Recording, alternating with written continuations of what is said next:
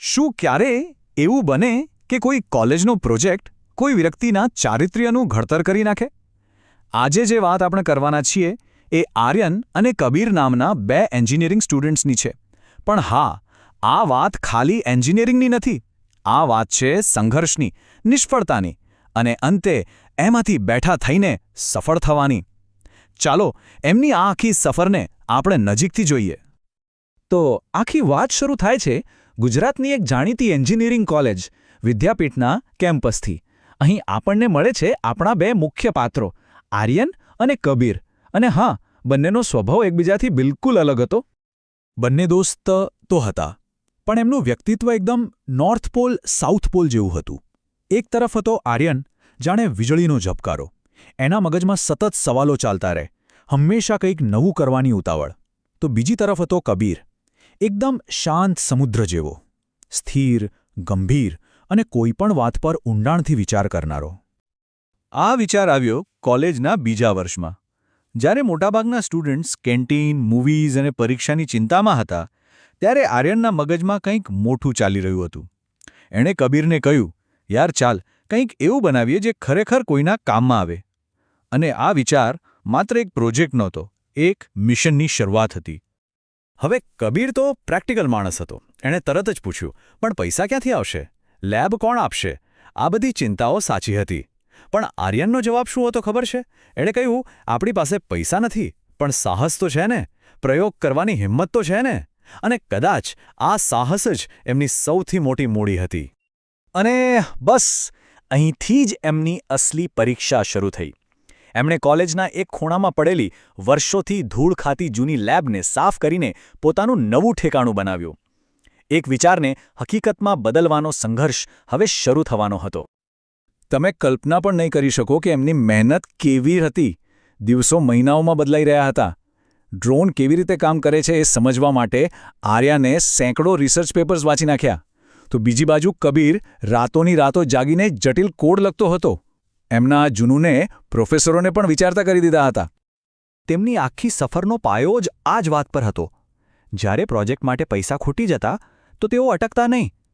Part time નોકરીઓ કરીને સાધનો ખરીદતા. આને જ કહેવાય સખત મહેનત. જ્યારે બીજા બધા આરામ કરતા હોય ત્યારે તમે તમારા સપના માટે કામ કરતા હો.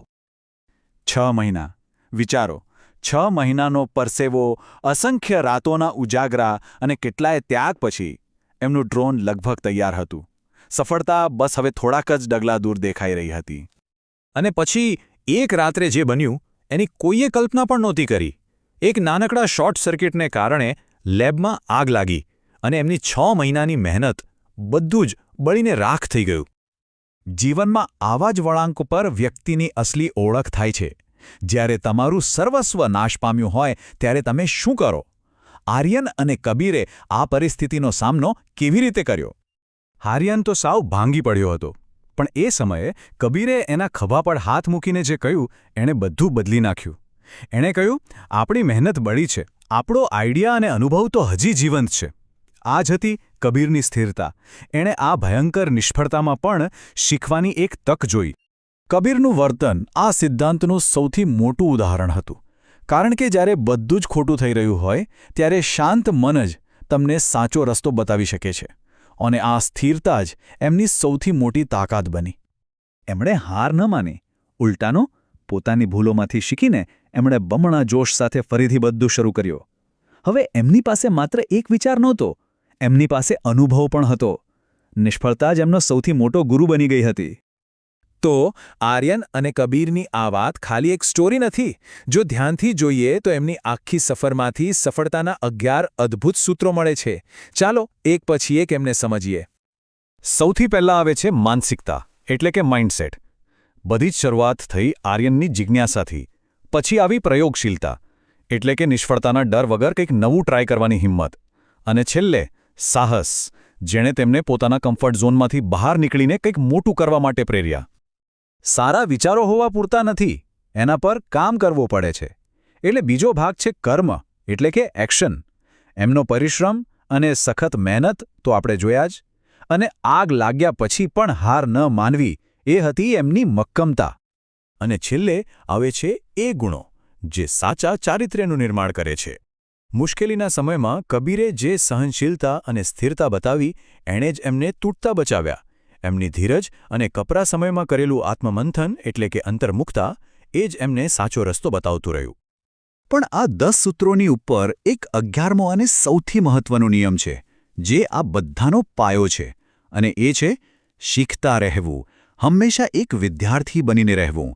નેશનલ ટેક ફેસ્ટમાં મળેલો એવોર્ડ તો માત્ર એક પરિણામ હતું. એમની અસલી જીત તો એ જ્ઞાન હતું જે એમણે આ સફરમાં મેળવ્યું. તો આ 4 વર્ષની મુસાફરીના અંતે એમના હાથમાં શું આવ્યું? શું એ માત્ર એક એવોર્ડ હતો કે પછી કંઈક એનાથી પણ ઘણું વધારે હતું? અને આ જ આખી વાતનો સાર છે. સાચું ઇનામ એ ટ્રોફી કે ડિગ્રી નહોતી, પણ એ મજબૂત ચારિત્ર્ય હતું જે એમણે આ સંઘર્ષમાંથી બનાવ્યું હતું. એમણે માત્ર એક મશીન નહોતું બનાવ્યું, એમણે પોતાની જાતને ઘડી હતી. આર્યન અને કબીરની સફર જિજ્ઞાસા અને સાહસથી શરૂ થઈ હતી. એમની સફરે એમને ઘણું શીખવ્યું. હવે સવાલ એ છે કે આ 11 સૂત્રોમાંથી કયું સૂત્ર પકડીને તમારી સફર શરૂ થશે?